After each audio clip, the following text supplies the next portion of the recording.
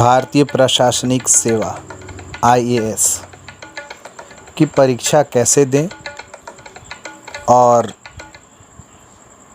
उसकी सारी डिटेल आपको इसमें मिलेगा। ब्रिटिश काल में भारतीय प्रशासनिक सेवा को ICS Indian civil services ICS के नाम से जाना जाता था। अखिल भारतीय सेवाओं में आईसीएस सर्वाधिक लोकप्रिय सेवा है। यही वजह है कि सिविल सेवा परीक्षा में सफल होने वाले अधिकांश अभ्यर्थी की पहली पसंद भारतीय प्रशासनिक सेवा ही होती है। चयन प्रक्रिया हर साल संघ लोक सेवा आयोग द्वारा आयोजित की जाने वाली सिविल सेवा परीक्षा के माध्यम से अखिल भारतीय सेवाओं और विभिन्न केंद्रीय सिविल सेवाओं के लिए योग्य उम्मीदवार का चयन किया जाता है। सिविल सेवा परीक्षा में अंतिम रूप से चयनित अभ्यर्थियों को उनके प्राप्तांकों और मुख्य परीक्षा के फॉर्म में उनके द्वारा निर्धारित सेवाओं की वरीयता क्रम के आधार पर ही किसी सेवा के लिए चयनित किया जाता है। आईएएस की सामाजिक प्रतिष्ठा को देखते हुए ही देश के लाखों युवाओं के बीच इसके प्रति ज़बरदस्त आकर्षण है। हर साल देश भर में लाखों युवा सिविल सेवा परीक्षा में शामिल होते हैं, लेकिन उनमें से कुछ 100 या 1000 युवा ही इसमें सफल होते हैं। हर साल इस परीक्षा में सफल होने वाले उम्मीदवारों में से लगभग 100 को ही भारतीय प्रशासनिक सेवा में जाने का अवसर मिलता है। जाहिर है कि एक तरफ जहां इसके प्रति अत्यधिक क्रेज है, वहीं इसमें सफलता पाने के लिए कठिन मेहनत भी करनी पड़ती है। आईएएस बनने के लिए सिर्फ सिविल सेवा परीक्षा पास करना ही पर्याप्त नहीं है, बल्कि इसके लिए ऊंची रैंक प्राप्त करना भी आवश्यक है।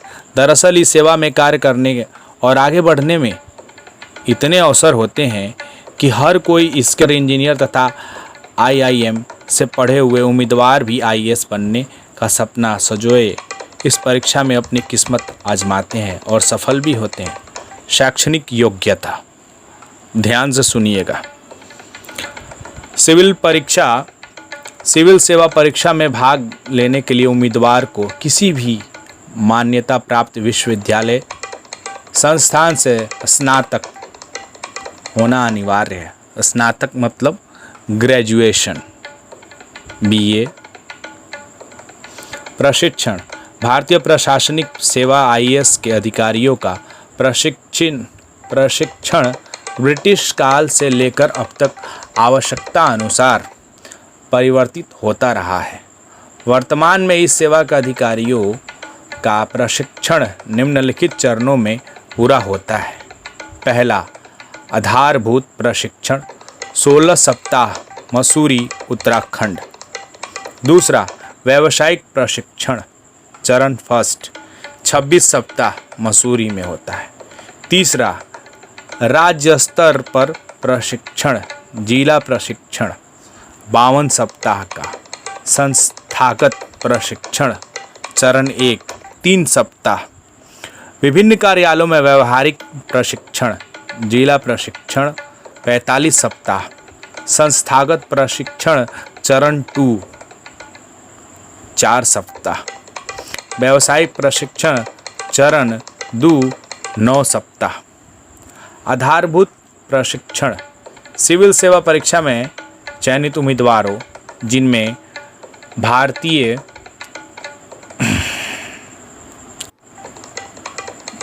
प्रशासनिक सेवा, भारतीय पुलिस सेवा, भारतीय विदेश सेवा तथा केंद्रीय सेवा वर्ग अ के भावी अधिकारी सम्मिलित हैं,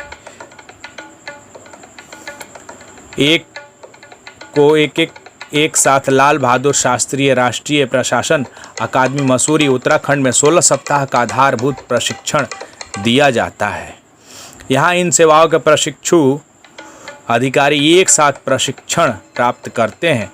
इससे इन प्रशिक्षु अधिकारियों में आपसी सामंजस्य तथा एकता का भाव पैदा होता है। प्रशिक्षण कार्यक्रम कई चरणों में संपादित होता है, जो कठिन प्रकृति का होने के साथ साथ रुचिकर भी होता है।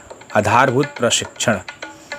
फाउंडेशन कोर्स में प्रशिक्षु अधिकारियों को भारत का सामाजिक एवं सांस्कृतिक इतिहास, भारत का संविधान एवं प्रशासन, राजनीतिक सिद्धांत, लोक प्रशासन विधि, अर्थशास्त्र एवं जनसंख्या अध्ययन और हिंदी भाषा का अध्ययन करवाया जाता है। यह प्रशिक्षण मूलतः ज्ञान आधारित होता है। इस प्रशिक्षण का मूल उद्देश्य प्रशिक्षु अधिकारियों में अपेक्षित कौशल, ज्ञान तथा अभिवृत्ति का विकास करना तथा भारतीय परिवेश एवं मूल्यों को जानने के लिए अन्य सेवाओं के साथ समन्वय का भाव सिखाना होता है, ताकि ये आने वाली बड़ी जिम्मेदारियों को निभाने के लिए प्रशिक्षित हो सके। आधारभूत प्रशिक्षण के पश्चात आईएएस संवर्ग के प्रशिक्षु अधिकारी अकादमी में ही रहते हैं, जबकि अन्य सेवाओं के प्रशिक्षु अधिकारी अपने अपने प्रशिक्षण संस्थाओं में चले जाते हैं। व्यावसायिक प्रशिक्षण चरण 1। आधारभूत प्रशिक्षण के बाद 26 सप्ताह का आईएएस व्यावसायिक प्रशिक्षण चरण 1 शुरू होता है। प्रशिक्षण का ये भाग कौशल उन्मुख होता है। इनमें इन्हें आवश्यक अकादमिक ज्ञान के साथ व्यवहारिक व जमीनी सच्चाई के लिए भी रूबरू कराया जाता है। इस प्रशिक्षण के दौरान प्रशिक्षु अधिकारियों को विभिन्न दलों में बांटकर 2 सप्ताह के लिए भारत भ्रमण करवाया जाता है, ताकि ये देश के संस्कृति से परिचित हो सके और देश के प्रति इनकी समझ अधिक परिपक्व हो सके। इस दौरान इन्हें देश के संसदीय व्यवस्था का व्यवहारिक अनुभव भी कराया जाता है। राष्ट्रपति, उपराष्ट्रपति तथा प्रधानमंत्री जैसे गणमान्य व्यक्तियों से मिलने का अवसर भी इसी चरण का हिस्सा है। राज्य स्तर का प्रशिक्षण। जिला प्रशिक्षण। मसूरी में आधारभूत तथा व्यावसायिक प्रशिक्षण चरण 1 पूरा करने के पश्चात इन प्रशिक्षु अधिकारियों को इन्हें आवंटित राज्य में भेज दिया जाता है। इसके पश्चात 52 सप्ताह यानी 1 वर्ष का जिला स्तरीय प्रशिक्षण शुरू होता है, जिसमें प्रशिक्षुओं को आवंटित राज्य के किसी एक जिले में जाकर कार्य करना होता है। इस प्रशिक्षण के दौरान प्रशिक्षुओं को राज्य प्रशासनिक अकादमी में 3 सप्ताह का संस्थागत प्रशिक्षण चरण 1 दिया जाता है। यहाँ प्रशिक्षुओं को राज्य के प्रशासनिक तंत्र की महत्वपूर्ण बातें समझाई जाती है। इस संस्थागत प्रशिक्षण के पश्चात प्रशिक्षु अधिकारियों, जिन्हें प्रोबेशनर कहा जाता है, को वास्तविक प्रशासनिक अनुभव हासिल कराने के लिए विभिन्न कार्यालयों में संलग्न किया जाता है। इसे जिला प्रशिक्षण कहते हैं। इस दौरान इन्हें सामान्य कानून एवं नियम, कार्मिक प्रशासन, वित्तीय प्रशासन, राजस्व प्रशासन, भू सुधार, नियोजन एवं विकास, सैद्धांतिक व्यवहारिक अनुभव कराया जाता है। व्यावसायिक प्रशिक्षण चरण 2। राज्य में प्रशिक्षण समाप्त करके सभी आईएएस परीक्षार्थी पुनः मसूरी लौट जाते हैं। फिर यहाँ से आईएएस व्यावसायिक प्रशिक्षण चरण 2 शुरू हो जाता है, जो 6 सप्ताह का होता है। इस चरण में प्रशिक्षु क्षेत्र अध्ययन, फील्ड वर्क के दौरान अर्जित व्यक्तिगत अनुभव के आधार पर प्रशासन की अच्छाइयों और बुराइयों से अवगत कराते हैं। नियुक्ति के पहले वर्ष में प्रशिक्षण का एक नियमित कार्यक्रम होता है।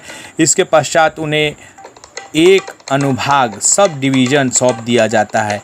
उनके अनुभव एवं ज्ञान को समृद्ध करने के लिए प्रति 2 वर्ष कार्य कर लेने के पश्चात उनका स्थानांतरण एक जिले से दूसरे जिले में किया जाता है। इसके अलावा अवर सचिव, अंडर सिक्योरिटी के रूप में उन्हें लगभग 18 माह सचिवालय भेजा जाता है। इसके पश्चात ही उन्हें जिलाधीश, डिस्ट्रिक्ट मजिस्ट्रेट बनाया जाता है। शुरुआती स्तर पर आईएएस अधिकारी को sub divisional officer, SDO, sub divisional magistrate, SDM, chief development officer, CDO जैसे पदों पर नियुक्ति किया जाता है। फिर इन्हें डिस्ट्रिक्ट मजिस्ट्रेट अथवा जिलाधिकारी, DM, district collector, deputy commissioner, DC या डिविजनल कमिश्नर के पद पर नियुक्त किया जाता है। ये केंद्रीय मंत्री के निजी सचिव के रूप में भी कार्य करते हैं। पदोन्नति। लोक सेवा में पदोन्नति वरिष्ठता और योग्यता के आधार पर होती है। समय के साथ साथ प्रदर्शन के आधार पर इनकी पदोन्नति होती है।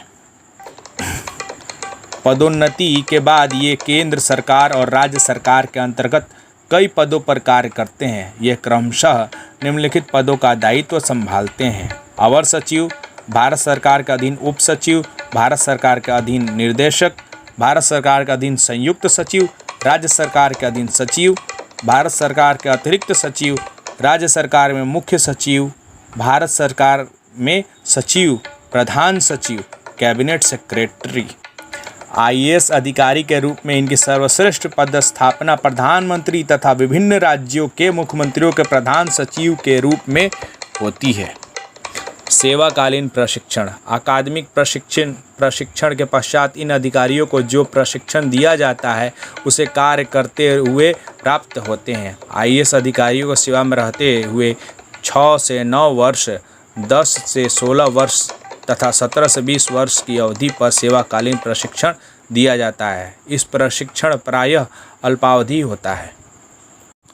कार्य: आईएएस अधिकारी विभिन्न देशों और अंतर्राष्ट्रीय मंचों पर भारत सरकार का प्रतिनिधित्व करते हैं। ये सरकार के प्रतिनिधि के रूप में विभिन्न संधियों एवं समझौतों पर हस्ताक्षर करने के लिए अधिकृत होते हैं।